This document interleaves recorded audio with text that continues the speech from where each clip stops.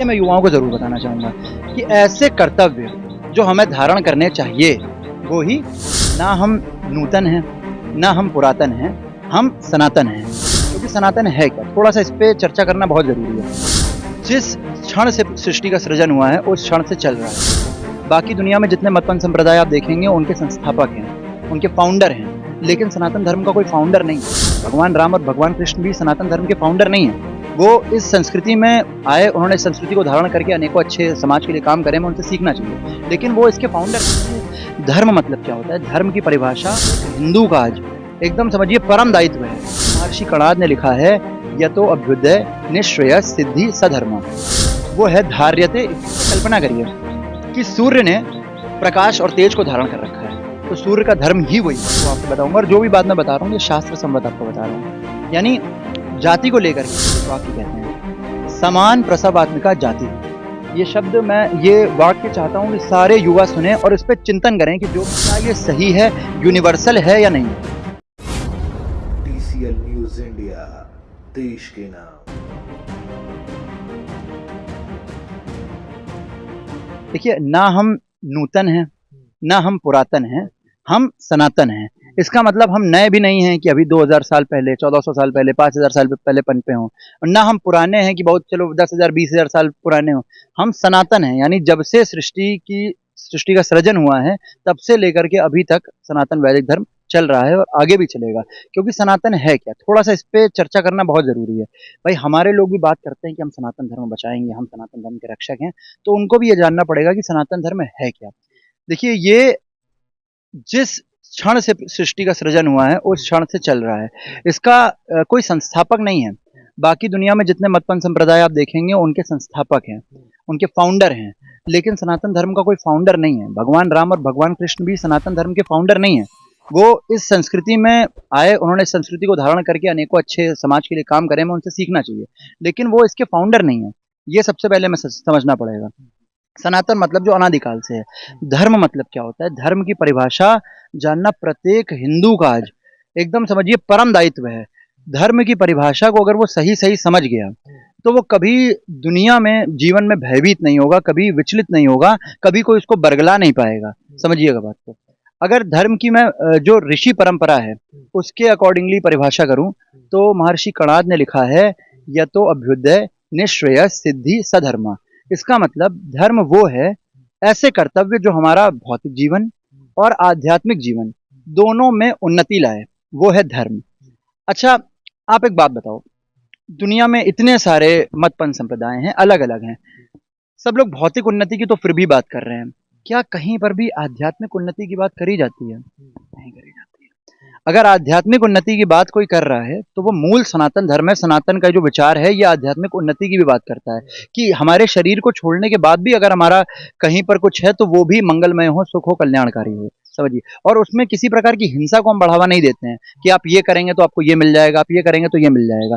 तो सनातन धर्म में धर्म की परिभाषा मैंने आपको बताई कि ऋषि क्या कह रहे हैं इसके बारे में। दूसरी जो परिभाषा धर्म की है, वो है धार्यते इति धर्म। ये मैं युवाओं को ज़रूर बताना चाहूँगा कि ऐसे कर्तव्य जो हमें धारण करने चाहिए, वो ही धर्म है। अच्छा, ज़रा कल्पना करिए कि सूर्य ने प्रकाश और तेज को धारण कर रखा है, तो सूर्य का धर्म ही वही है, वो अपने धर्म का पालन कर रहा है। तो हमारा भी धर्म है कि हमें मनुष्यता धारण करनी चाहिए, तो उसको धारण करने के लिए हमें क्या है, अच्छी विद्या प्राप्त करनी पड़ेगी, अच्छी शिक्षा लेनी पड़ेगी, हम बोलें उस ओर अपना चिंतन करें। दूसरा, सनातन में एक छोटी-सी बात जो बहुत ही आसान है। जैसे इन्होंने ये कहा कि मैं 3 बातें कहता हूँ, जब ये देख लिया इन्होंने स्टालिन ने कि विरोध हो रहा है, थोड़ा दिक्कत हो सकता है, तो इन्होंने ट्वीट करके उसको कवर अप करा कि मैं सनातन को खत्म करने की बात नहीं कर रहा था, मैं सनातन में फैली कुरीतियाँ, जो जातिवाद को बढ़ा रही हैं, जो छुआछूत को बढ़ा रही हैं, इसको खत्म करने की बात कर रहा था। तो इस पे भी हमें समीक्षा करनी चाहिए कि जो चीज़ वो खत्म करना चाह रहे हैं, क्या वो सनातन धर्म के मूल में है भी या नहीं है, या बाद में कुछ लोगों द्वारा माया रचाया गया है इसका। तो अगर आप देखिए, एक छोटा-सा मैं आपको वाक्य बताऊँगा, और जो भी बात मैं बता रहा हूँ, ये शास्त्र सम्मत आपको बता रहा हूँ। यानी जाति को लेकर के सनातन धर्म के शास्त्र एक वाक्य कहते हैं, समान प्रसवात्मिका जाति। ये शब्द मैं ये वाक्य चाहता हूँ कि सारे युवा सुने और इस पे चिंतन करें कि जो भी बात मैं बता रहा हूँ, क्या ये सही है, यूनिवर्सल है या नहीं है। समान प्रसवात्मिका जाति का सीधा अर्थ है कि जिन अवस्था में, जिस अवस्था में प्रसव हुआ है, अगर वो समान है तो जाति एक होगी। जैसे हम सब अपनी माँ के गर्भ से उत्पन्न हुए हैं, तो हम सबकी जाति एक है।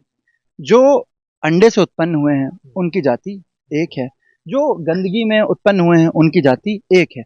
अगर ये एक चीज को धारण कर लेना हिंदू समाज या पूरे विश्व का समाज, तो दुनिया में जितना भी कास्टिज्म जो ये कहते हैं, कास्टिज्म खुद ही एक इंग्लिश वर्ड है, कास्टिज्म कोई हिंदू वर्ड थोड़ी ना, कास्टिज्म तो खुद ही एक इंग्लिश वर्ड है।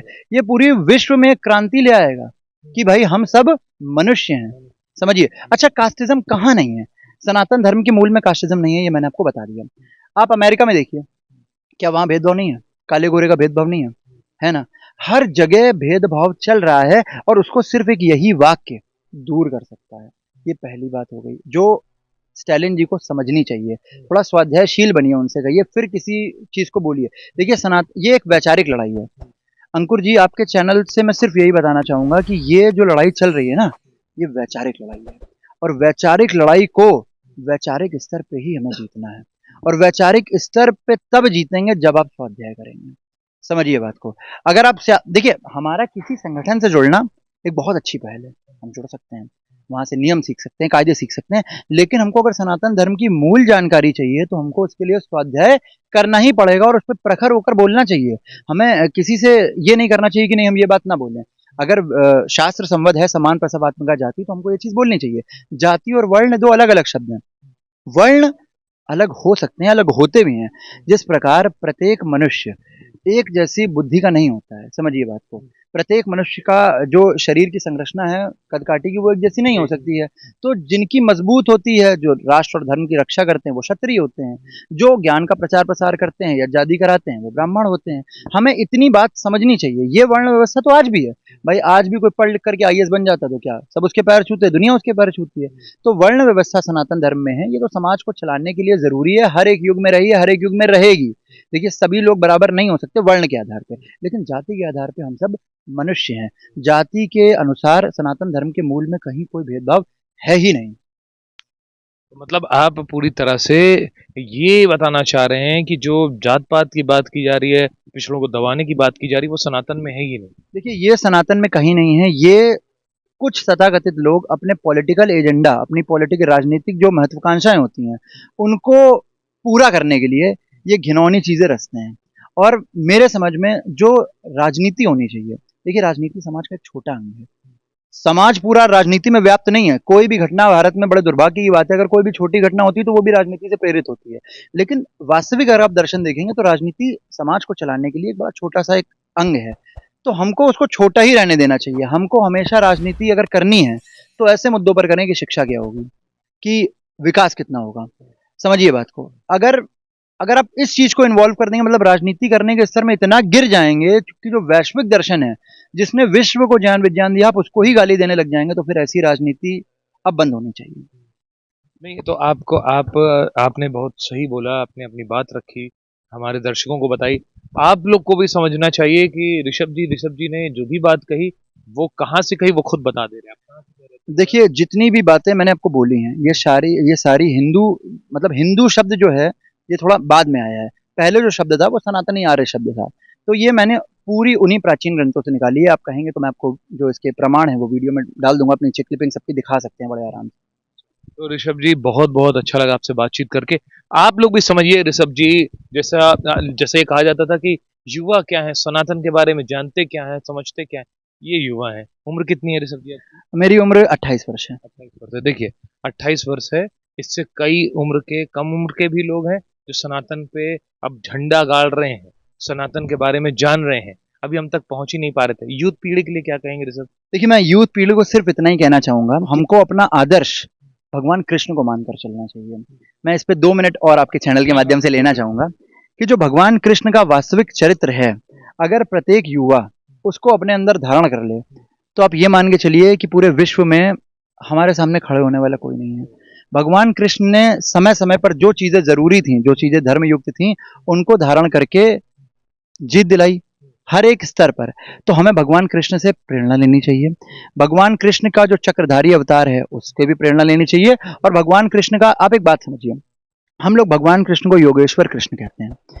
तो एक कहते हैं ना सर, वो सारी कलाओं से संपन्न थे।